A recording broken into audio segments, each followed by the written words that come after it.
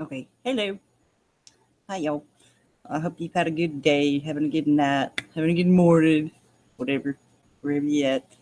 Uh, there's more than this, obviously. Uh, Although I've only got that set of links below right now. I'll get them when I'm done. And 3,000-year-old castle discovered in Lake Van, Turkey. In Turkey, well, in it's in more countries than Turkey, but that was the part of the lake it was found in was in Turkey, the Turkey part of the lake. Anyway, er, but first I'm gonna go to the others I've got first. Actually, I think. Let me see here. Damn it. Yeah. Me just a second to reload. These pages have to load again. Uh,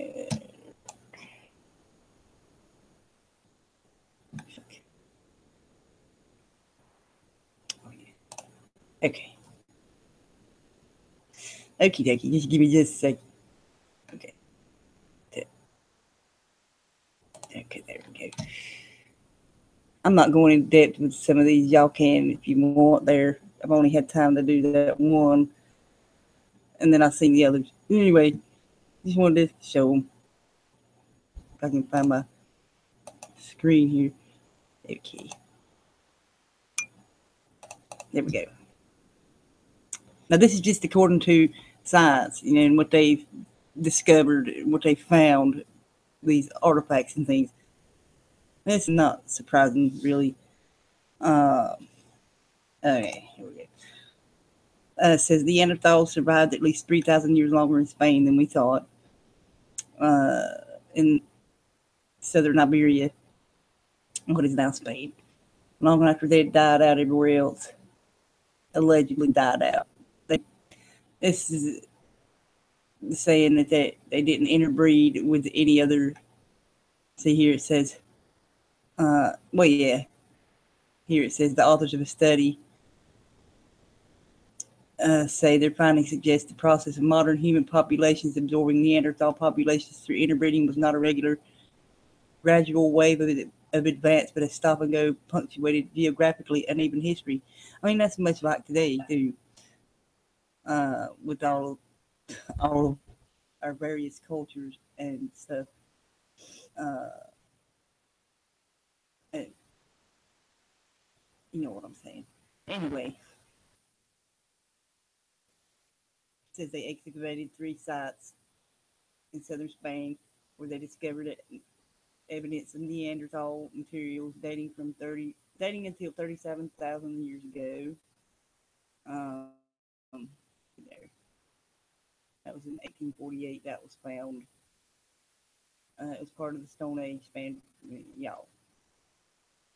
Um, it's widely acknowledged that during this time, anatomically modern humans started to move out of Africa and assimilate civil, however you say that, Eurasian populations, including Neanderthals, through interbreeding.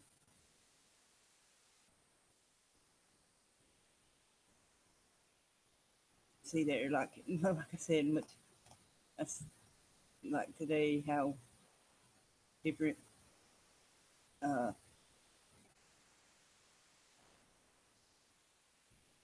it's just this just goes further to show how much we're all connected, in my opinion, because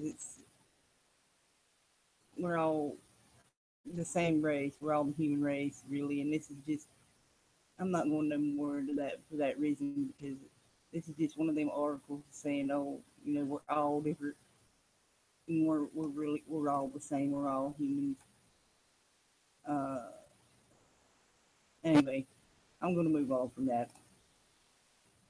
Um, and this here from Egypt, treasures from Tutankhamun's, however the fuck you say his name, Pharaoh, um, reveals surprising cross-cultural links. That's not surprising either, as we know the trade. That's the one world government thing there again. I'm not going to go much on that because y'all know about that. But it was back even back then. This is just more evidence of that. And like I said, I'm not going much into this shit. You can if you want there. Um, Anywho, here we go. Onward. This subway station or cultural preservation development clashes with patrimony at a World Heritage Site. This whole city in Ecuador is recognized as a World Heritage Site due to having the best preserved and extensive historic centers in Latin America. But there's another much older story below the pavement of the city, one that local activist groups fear may be in danger because they're wanting to build a subway. They're building a subway.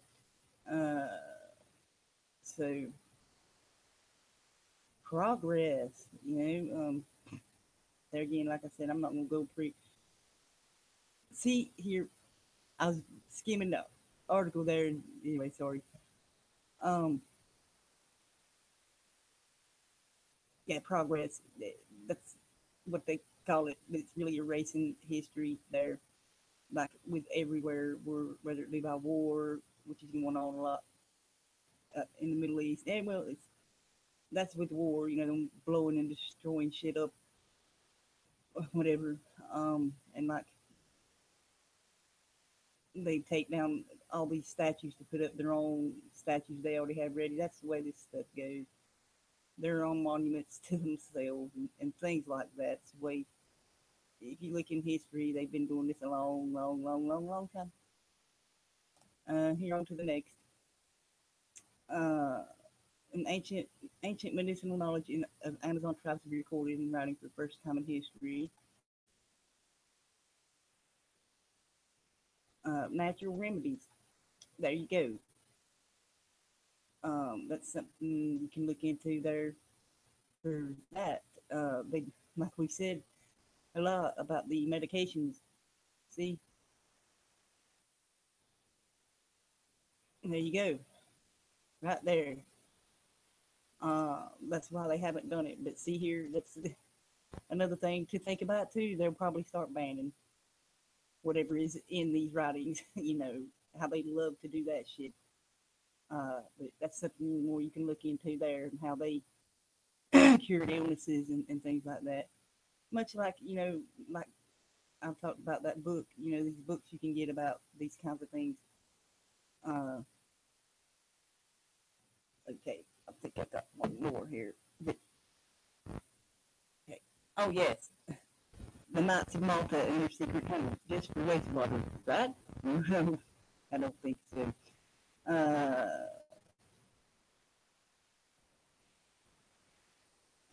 so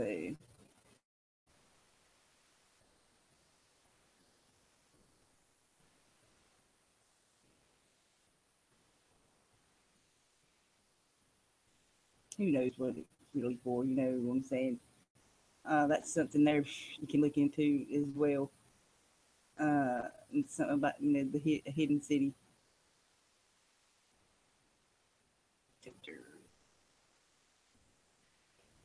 That's like I said, that's something you can look into there. Um, anyway, oops. Let me get these links here, and I'll put them below, and I'll be right back. Okay.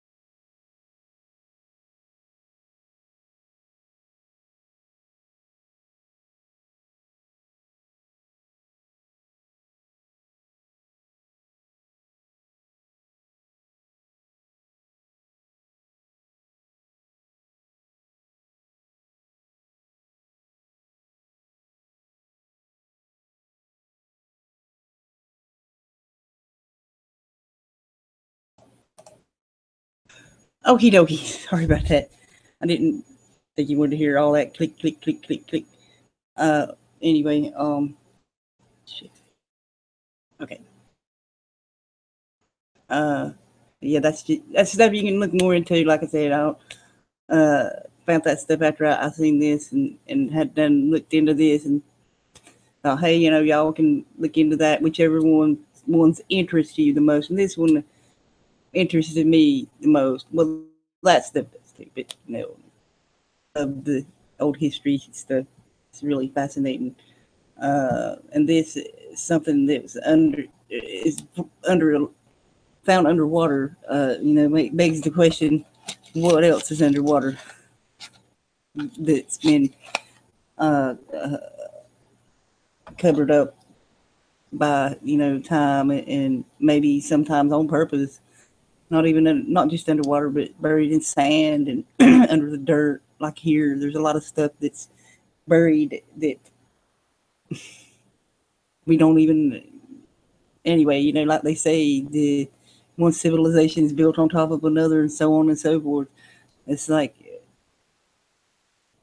when you dig in the dirt, it's like you're digging into history. Because well, deep, like down far enough, you know what I mean. It tells a story. You know what I mean. Anyway, look, uh, here we go. I'm gonna stop rambling here and show this shit. Here we go. Okay, here it is. 3,000-year-old castle built by mysterious civilization found at the bottom of a lake in Turkey. It's the largest lake in Turkey. It's very well preserved, dating back to 3,000 years. Was likely built by the mysterious. I don't know how to pronounce that. I'm so sorry. Urartian, whatever. It brings to mind You can look into that too. That's anyway. It's like done some stuff on it and look in that playlist, the ancient discoveries and stuff about that place. Anyway, they inhabited the surrounds of Lake Van during the Iron Age. Although locals have long reported legends of ancient ruins in the water, divers had investigated it for almost a decade before finding it. Research team discovered numerous other features of interest during this time period, including stalagmites that were at least 10 meters long. Ooh, 33. Known as underwater fairy chimneys, pearl mullets, and a sunken Russian ship. But the ancient ruins had proved elusive until now. See, there's the stalagmites. Recent finding of the underwater fortifications was made by two researchers. These people here. They built in the Iron Age when water levels were much lower. You know what, like what we're going through now, the solar minimum. You know, the Earth changes and stuff like that. Volcanoes. That's what blocked. Anyway, I'll get to that in a minute. Just getting ahead of myself. Sorry. Anyway, there's a video there. It's in mysterious civilization that existed in what is now eastern Turkey, Iran, and modern Armenia Republic from the 13th century BC. Very little is known about it and the origins of its people, but they spoke a language related to Hurrian, whatever, are well known for their advanced metallurgy, means they were warlike, and used an adapted form of the Assyrian cuneiform script. Like I said, look into and all that in the Middle East stuff that I've done, and just in general, you know, get a background on this here. Anyways, here we go. There's the Urartu temple in the Erebuni Fortress, Turkey. They named the lake Van, the upper sea, and believed it had many mysterious secrets. Shows evidence of stones cut in the style used by them. After a period of expansion, the kingdom came under attack starting around the 8th century BC. At the end of the 6th century BC, many Armenians today claim that they are descendants of these people. And there's the top image, shows 3,000-year-old remains. There's that, and at the very top here. Okay, here's a article from the Daily Mail about it. I thought I'd, get a couple there you can look at there in case it's one's left out stuff and everything. Here, it's a little more there. Excuse me. Anyway, okay. God damn it.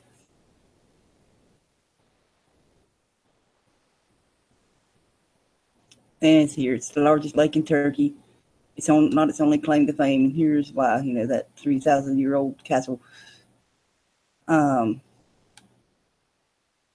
There's the National Geographic video. I had that page loaded, but it kept playing the stupid video over and over, so I had to close it. Anyway. And here it's telling you a little more about it and stuff. There. Not much, though. Like I said, you got to look for yourself there, and that's let me bigger. Okay. There you can look more into the civilization and stuff. And there's some more art and stuff like that. There you go. See, there's something there you can look at. Give me just a sec.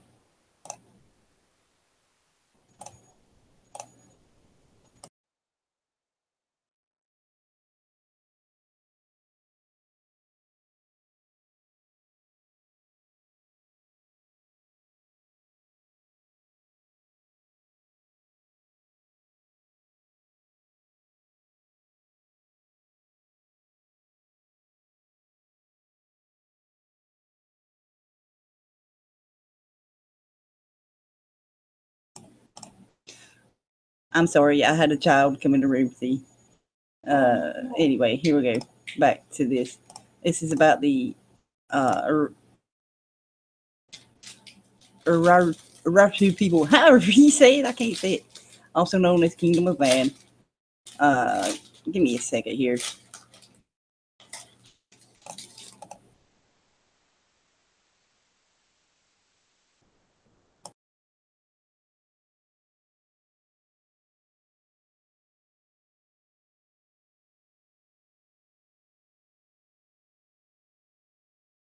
Okay, I'm sorry about that. It was an Iron Age kingdom centered on Lake Van in the Armenian highlands. Corresponds to the biblical kingdom of Ararat. Like I said, look into all that stuff I've done about the Middle East there, and also into that too. The general geography of the area and stuff. It's the Assyrian term for geographical region, while Kingdom of Urartu or Bini Bayani, I can't pronounce that, I'm sorry, lands are terms used in modern historiography for the Eurasian-speaking Iron Age state that arose in the region. And its language appears in cuneiform and scripts. It is argued linguistic evidence that Proto-Armenian came in contact with them at an early date before the formation of the kingdom there.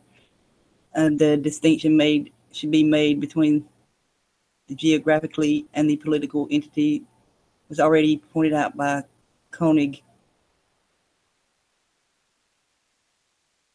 in 1955. It corresponds to the mountainous plateau between Anatolia and Mesopotamia, Iranian Plateau, and the Caucasus Mountains, later known as the Armenian Highlands. The kingdom rose to power in the mid-9th century BC, but went into gradual decline and was eventually conquered by the Medes in the early 6th century BC. The heirs of the kingdom are Armenians and their successive kingdoms. That would explain a lot about how the Armenians have been treated and stuff there. Anyway, there's more about it there.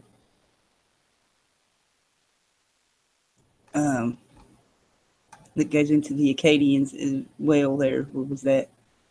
I just saw that. Crap. Where the hell did it go? There you go. Ararat, Akkadian. it's a cognate with the biblical of these. Anyways, like I said, look into that stuff. I've done some stuff on some of, I think on all of this, the Akkadian and Assyrian stuff, Middle Eastern area there. Anyways, going on here, there's where the kingdom was there. Okie dokie. God dang it. There's about the lake, and it's a saline soda lake receiving water from numerous small streams that descend from the surrounding mountains. It's one of the world's largest endorheic lakes, having no outlet. Let's see here, like I said, a volcanic eruption blocked the original outlet from the basin in ancient times. It's high salinity, even though it's up really high, the salinity keeps it from freezing. And even the shallow northern section freezes only rarely. Like I said, the earth changes, volcanoes, that's probably what caused this area to be flooded, was something similar to, like the solar activity and all that stuff affects these things, as we know. Anyways, if you look into that one I've done about the causing the revolts in Egypt, the volcanoes and stuff, I think that's in that playlist as well, about the ancient discoveries and stuff. Here, this is I don't know. Anyway, that's more about it there. The region there, if you see there, there's the lake right there.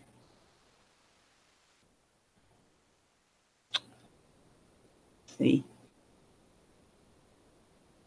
I mean, this area has been fought over for how long? Anyway, since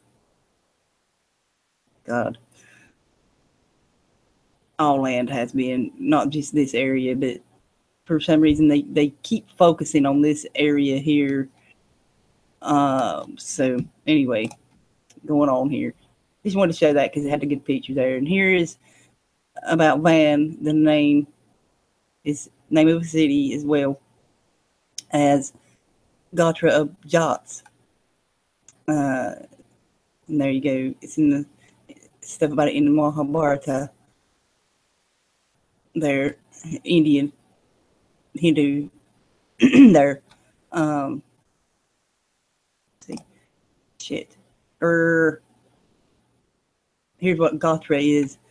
It's in Hindu society. It means the equivalent of clan. It refers to people who are descendants in an unbroken male line from a common male ancestor or patriline. Generally, the gotra forms an exogamous unit, with the marriage within the same gotra being prohibited by custom and being regarded as incest. Oh, yeah. Anyway, it can be used as a surname, but it is different from a surname and is strictly maintained because of its importance in marriage among Hindus, especially from higher castes. Anyway, I just want to go into the background of the name and other things that this name may mean in significance and stuff. Like I said, this stuff here.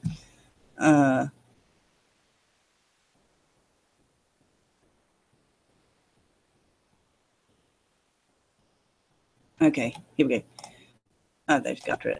And here is the Jats. 33 again. 33 million strong ethnic group of people native to South Asia, mainly in these regions, and class various such as in ethnic group, race, tribe, and people. But like I said, we're all one race, but we have different cultures and stuff like that. Y'all know that anyway. And I just wanted to show the, me going into detail with these, but these have meanings. These words. The Lake Van. There, see, look what they found there, and then look at these people, the Jats, and who they were. Anyway, I just think this is really interesting stuff. And here is the ancient rulers, a clan study of the Jats. There you go. Crap. Hang on. I skipped something. I'm sorry. Oh yeah, yeah. Um, 36. There were 36 royal races of India. There it says the British Empire designated them as a martial race. They were naturally more like an aggressive in battle. They're military people. You know what I'm saying? Anyway, this I just thought this was interesting. It's something worth looking into if you want to look into it further. It says here, wielders of the sword and handlers of the plow are with equal adroitness. The brave Jats wrote their names with arrow and the ara on the soils of Asia and Europe, from Mongolia, China in the east, to Spain, England in the west, from Scandinavia and Novgorod in the north to India, Iran, and Egypt in the south. This just, I think this is worth looking into. You know, just for yourself to look into to see. There's the royal stuff, royal races. You know how they like to class us and put us in a category and in a box and shit. So, but I mean, it's worth looking into and tracing back this ancient the history stuff that they find and everything, and the history of the peoples in the area. And you know, this probably turned out to be like who knows what this is. But there again, it's like I said, we're all one race. We're the human race, and they try to put us in categories and boxes and stuff, and pit us against each other. Like it said about them people, they were a warlike people. So even then, they were doing this to us. But it, that was my last cigarette. I had to go get it. You know, but like I said, just stuff that's interesting to look into if you're into this sort of thing. Because they name these places these things for a reason. You know, the dual meanings of things. So that's why I looked into this India thing. Because see, look at these people; they were all over Europe there. So anyway, but like I said, just putting this out there again. So, um, and that other stuff you can look into there, whatever strikes your fancy there. Um, but anyway, it shows you, it just shows you, and like with the discoveries in that the Pharaoh tomb or whatever. About the cultural exchanges that went on even then, yeah, you know, that's like they say about history, it repeats itself. Like they've been doing this a long time. They know. I mean, it's anyway. I'm gonna shut up and go now. You can look at this stuff and everything, but the trade, just look into that too. That's what I was trying to say there. The trade is the one world government. It's what connects the whole. What's connecting the whole world is the trade, and that's anyway. It's been around a long time. It's not no new thing. If you look into history, that's the point of this too, and how they put us against each other to fighting over these resources and things like that. And you know, the thing about the Amazon thing, that's something to look into too, about the natural remedies. So before big pharma comes along and ban all the stuff that's in the list of this remedies there from the Amazon.